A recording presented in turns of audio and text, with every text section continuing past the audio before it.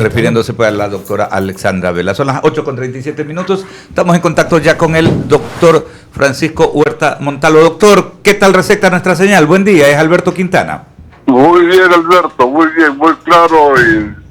Bueno, nosotros también lo receptamos súper que bien. Un fuerte abrazo a la distancia y tal vez arrancar esta conversación, doctor, consultándole cómo se ve desde la academia y desde su sitial ciudadano esta designación de Alexandra Vela en momentos en que precisamente se hacía público hace pocas horas este planteamiento, llevar adelante lo de la consulta popular de parte del gobierno nacional.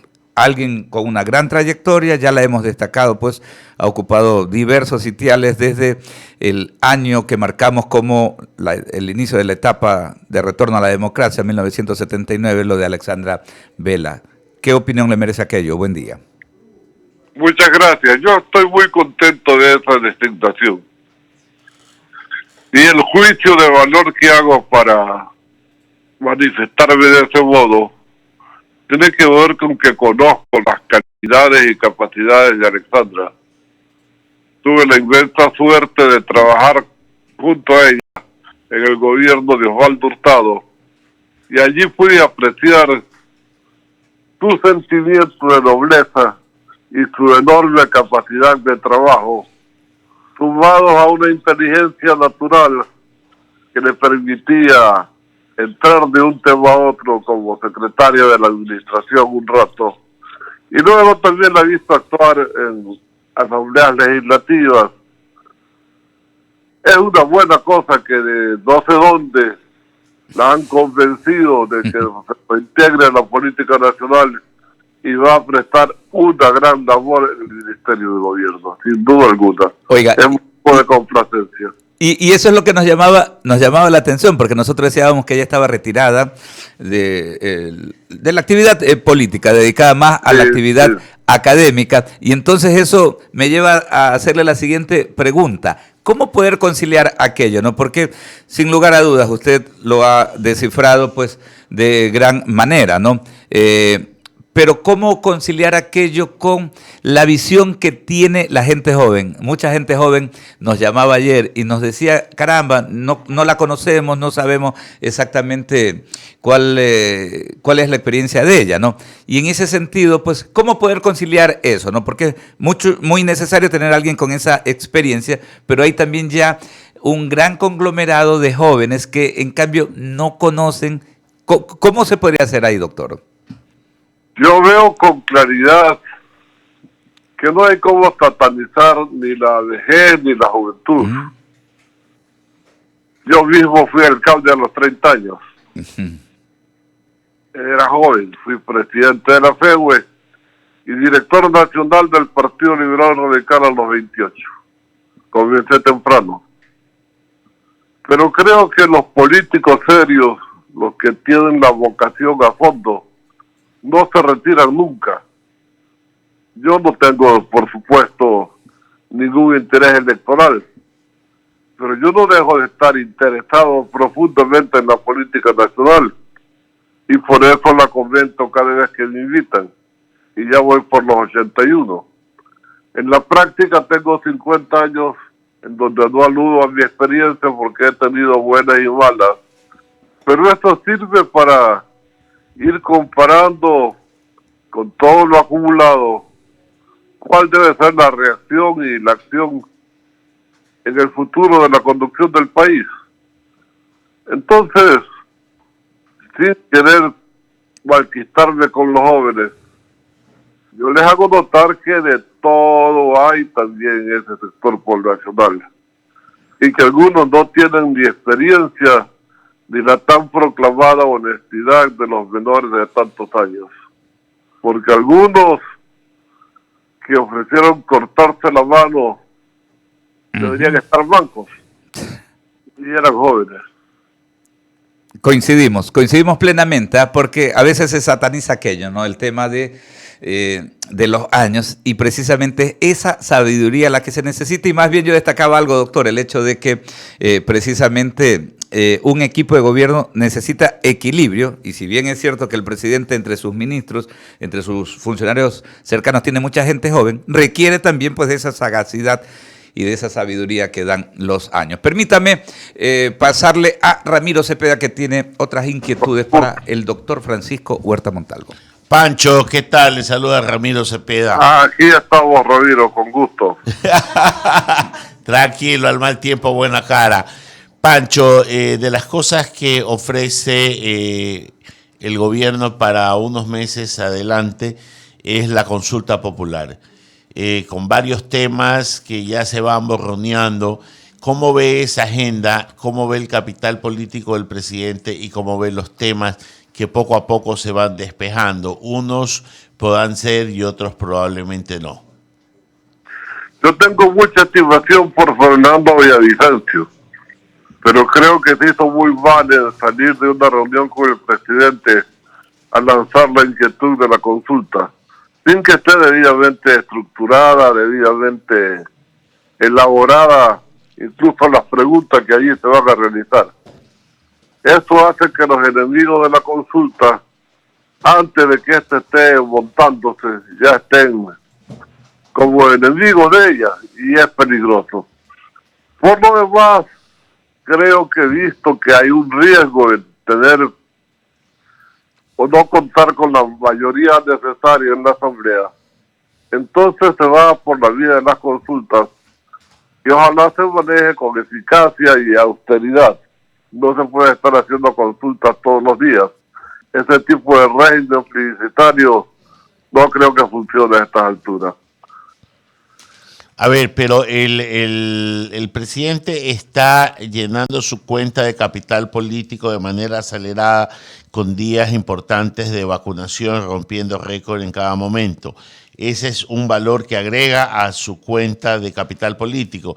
Y otro valor que está en camino es el tema de las reformas laborales para la gente que no tiene trabajo, sin tocar el Código de Trabajo. Y podríamos esperar un tercero, que es la reforma tributaria, sin aumentar impuestos, sino cerrando ventanas a los que eluden el pago de impuestos. ¿Usted ve este camino del capital político suficiente o tiene que hacer más depósitos? Creo que tiene que engrosar la cuenta para que el desgaste que va a producir la consulta no lesione y ponga en rojo su libreta de crédito. El gobierno no tiene un antecedente de fuerza electoral demostrado lo profundamente robusto como para gastar de ahí. Y tendrá que ir engrosándolo y usándolo muy comedidamente, muy sesudamente. Por suerte, hablando de capital, aunque sea político, Guillermo es banquero, ¿no? Entonces sabe cómo hacer las cosas. Pero por eso me pareció una imprudencia haberlo anticipado sin mayor sensibilización previa. Recién ahora, después de haberlo anunciado, va a comenzar a conversar para crearle precisamente base política, viabilidad política. Yo creo que las cosas no se hacen así. Primero se crea la viabilidad política, se consulta, se conversa, se concerta, y entonces se lanza a la opinión pública el tema. Pero bueno, ya está de esa manera. Yo creo que hay la mejor intención, y eso también cuenta, ¿no? Claro, y es una cuenta que no admite sobregiro. Le paso a Lucía Jaramillo. ¿Cómo le va, doctor Huerta? Un gusto poder conversar con usted. Son las 8 de la mañana con 46 minutos y dentro también de esta posible consulta popular que tendremos los ecuatorianos, se habla también de la reducción de asambleístas y de la bicameralidad. ¿Usted qué opina? Hace rato que estamos de acuerdo con esa posición. No creo que resulte tan importante reducir el número de asambleístas como armar la Cámara del Senado, hacer bicameral nuestro régimen parlamentario. Uh-huh. Es una vieja aspiración que se ha quedado detenida. Definitivamente la Cámara Baja, la Cámara de Diputados, tiene otros roles que no se compensan en una asamblea de una sola Cámara. allí hace falta, por la forma como se los elige, por las edades que se requieren para participar, justo esa experiencia de que hablábamos, para procesar en lo legislativo todo el producto del ímpetu de los diputados críticos, curiosos, muy lanzados. Hay que darle serenidad a los temas y procesarlos bien. Y allí está la Cámara del Senado. Yo creo que sería un gran éxito de la legislatura ecuatoriana ser bicameral.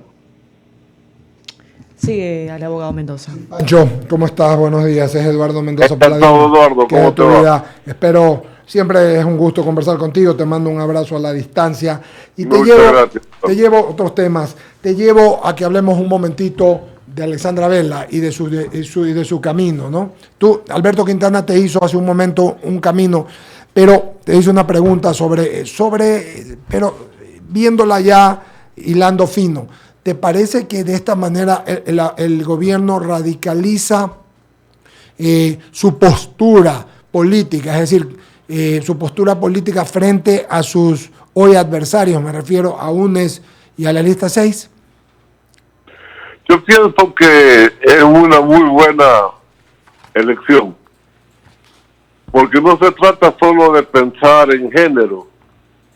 Alexandra es una de las pocas mujeres que hemos tenido en el Ministerio de Gobierno y les ha ido con distinta suerte.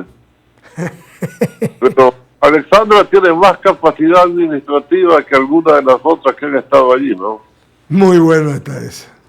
Definitivamente, ese es un detalle diferenciador. Y además tiene una pulcritud y una hoja de vida en lo personal absolutamente pulcra. Yo creo que es una garantía de decencia en la conducción de la política, que también nos hace falta. No solo necesitamos gente sagaz, inteligente, que Alexandra lo es, sino también gente honesta, definitivamente. Y eso es algo que se importa. Hay certeza con Alejandra de que no se van a cambiar hospitales por votos. Te digo que toda razón en lo que dices, tienes toda la razón. En ese mismo contexto entonces, y con todo lo que te preguntaron mis compañeros Pancho Huerta, después viene Javier Segarra con unas preguntas más, ¿ves tú al gobierno con esta amplia vacunación? Porque es que hablar contigo es impresionantemente importante por todos los ámbitos que manejas. Primero, eres un político, pero eres médico. Además, eres académico, eres periodista, o sea, tienes diferentes temas. Entonces, el gobierno con la vacunación está teniendo mucho éxito y no dudo que este éxito le vaya a dar lo mismo que las palabras de saldo en su cuenta corriente, pues, ¿no? Es decir, y la consulta popular viene inmediatamente, entiendo, después de lo mismo. ¿Qué le está faltando entonces para ti al gobierno nacional? ¿Qué debería, si das una recomendación constructiva, Pancho Huerta? Sí, yo no estoy todavía tan viejo para dar buenos consejos, no puedo dar malos ejemplos, pero bueno, siendo banquero, Guillermo, aparte de lo que ya hemos hablado de tener un saldo a favor en su cuenta corriente política, es importante tener ahora operadores políticos. Así es. Gente que lleve adelante sus propuestas. De momento, son muy pocos los ministros que están opinando sobre esto o aquello, vinculado a su cartera. Totalmente de acuerdo. Lo vinculado a su cartera. No los veo, sino de vez en cuando. El que hace hay algunos mudos. Es el presidente. Y eso no puede ser, ¿no? Tienes toda la razón. Hay 3 o 4, Eduardo Bonilla, Julio José Prado, y por allí se me alguno otro que Patricio Donoso y el ministro Cueva. Los demás parece que son mudos, tienes toda la razón. Y deberían estar hablando, así es. Porque los temas son para compartirlos en el gabinete y luego planteárselos desde el conocimiento de cada cartera a la opinión pública. Fuera el que ha hecho una buena labor de visitar hospitales, de mostrar interés en sus sectores, aunque no le corresponde sino como el cargo presidencial, es el vicepresidente Borrero. Claro, es otro que está como vocero porque está en todas partes, sí señor. Sí, ahí yo quisiera aprovechar esta entrevista para sugerirle, él tenía que venir a reunirse con nosotros somos algunos ex ministros de salud, gente del sector salud, colegas médicos de distintas procedencias y actividades, que hemos estado unidos peleando para recuperar el Instituto de Higiene para Guayaquil, el famoso y recordado Leopoldo Izquieta Pérez. Él se comprometió con nosotros que elaboremos un proyecto de cómo sería el mecanismo de devolución del instituto y quedamos en presentárselo en 15 días. Pero por razones propias de su trabajo ha debido aplazar la cita. Le quisiéramos pedir que antes de la fiesta de Guayaquil le entregue este regalo a Guayaquil, que le devuelva el Instituto Nacional de Higiene, que sería un gran servicio no solo a nuestra ciudad, sino al país, porque ese instituto, tú conoces, Eduardo, produjo una relevante calidad de investigación científica y mantuvo bajo control algunas de las enfermedades que más molestan en términos de las transmitidas por insectos, paludismo, dengue, etcétera. Y investigación a fondo en chagas y preparación de vacunas y suero antiogínico, control de medicamentos. Es decir, cumplió labores y tenía una playa de médicos especializados en las distintas áreas que he mencionado, que no solo le daban industria a Guayaquil, sino garantía de cuidado de la salud de los ecuatorianos, porque tenía laboratorios provinciales en toda la República. Yo no sé con qué motivo Correa lo desestructuró, se llevó una parte a Quito, dejó otra en Guayaquil. Desastre. Pero en fin, ahora hay promesa de devolución y valdría aprovechar la fiesta para darle ese regalo a Guayaquil. Coincido plenamente, creo que todos coincidimos. Sí, Albert. Y solo destacar, doctor Huerta, ¿no? El hecho de que estamos a 10 días y qué bueno, y vamos a estar machacando sobre este asunto, como para decirle al vicepresidente Alfredo Borrero que no se olvide de esta temática y que aprovechemos esta coyuntura y poner de relieve a que esta comisión a la que se refiere el doctor Francisco Huerta Montalvo la integran muchísimos ex ministros. Está el doctor Sarracín, está el propio Pancho Andino. Y qué bueno porque incluso han extendido el planteamiento, no solamente al Leopoldo Izquieta Pérez, sino también a recuperar, fortalecer, ¿recuerdan ustedes la Liga Antituberculosis? LEA. Claro, la LEA, el Hospital famosa. Valenzuela. Íbamos a LEA, nos claro. hacemos el examen. Sí, entonces va a ser importante, Eduardo, que se dé pues efectividad a aquello. Son las 8:55, Javier Segarra. Antes de Sí. eso, solo quiero leer una frase tuya, Pancho, una vez más, de la biografía de Osvaldo Hurtado por Nick Mills, que me parece un poco como justa para un tipo como tú, ¿no? Porque tú mismo la dijiste. En la página 141 dice: no he tomado la política como un mecanismo de ascenso personal, pero ese me permite el lujo de andar por donde quiero sin guardaespaldas. Creo igual que tú y hago exactamente lo mismo, querido amigo. Pues está bien. Muy Qué bien. bueno. Por favor, Javier Segarra. Gracias, Eduardo. Buenos días, doctor Huerta. La verdad que siempre es bueno conversar con usted. Yo creo que hay dos cosas fundamentales. Lo primero es lo de la consulta popular que se está hablando. ¿Es el camino idóneo para lo del Consejo de Participación Ciudadana y Control Social o no? Sí, es un camino que está en la posibilidad de lo constitucional. Yo creo que también sin ese propósito inicial, es bueno que la Asamblea vea que más allá de los votos que se consiguen en el recinto legislativo, algunos temas pueden someterse directamente, librándolos a ellos del compromiso de decidirlos, acudiendo al pueblo, para que sea el pueblo el que determine por dónde vamos. Es decir, la voz del pueblo es la voz de Dios, a veces no funciona, pero generalmente es así, definitivamente. Y en el tema de la vacunación, todo este proceso que ha significado en menos de 2 meses una masiva vacunación, lo otro es la corresponsabilidad que debemos tener los ciudadanos, y usted como doctor lo conoce, porque no solamente es necesario vacunarse las 2 dosis, sino que también tener el control y que la gente entienda eso más aún con esta nueva variante que estamos viviendo, ¿no? Yo creo que es importante que no bajemos la guardia. La gente después de vacunada tiene que seguirse cuidando porque se puede infectar. Yo pasé por un COVID recientemente suave porque estaba vacunado con las 2 dosis. A mi edad, con mis achaques, si no hubiese estado vacunado no estaría contando el cuento. Así que es garantía no de que uno no se va a contagiar, pero de que si se contagia va a tener una manifestación suave, benigna de la patología. Ahora con las variantes Delta, el tema es que va directo a los pulmones y en poco rato está la neumonía. ¿Cómo se evita eso aparte de la vacuna?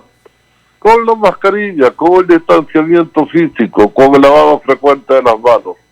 No bajar la guardia, no meterse en aglomeraciones, no andar sin mascarilla, eso es clave, aparte de la vacuna. Pero la vacuna es clave para la reactivación económica, pero no es todo. Aquí hay que buscar un equilibrio difícil, pero posible, entre salud y economía. Ahora mismo algunos están maldiciendo por las nuevas medidas restrictivas.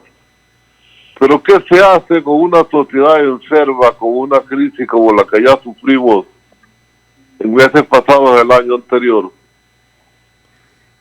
No hay salud sin economía, pero no hay economía sin salud. Entonces hay que conjugar las dos variables. No es lo uno o lo otro, son ambas. Y si hay que escoger, por supuesto, primero hay que curar a la gente para que luego pueda producir, para que luego contribuya a la economía. Y por supuesto, si no tiene con qué comer, si no hay economía, tampoco va a tener salud. Doctor, muchas gracias. Eduardo, en la mesa. Pancho, y antes de concluir, solo para reírnos un poco, veo una frase de Osvaldo Hurtado respecto a ti que dice: este Pancho es capaz de perder hasta la presidencia de la República por no aguantarse de hacer una broma. Sí, yo he tomado con seriedad la política, pero con humor. Así es. Creo que esto es clave.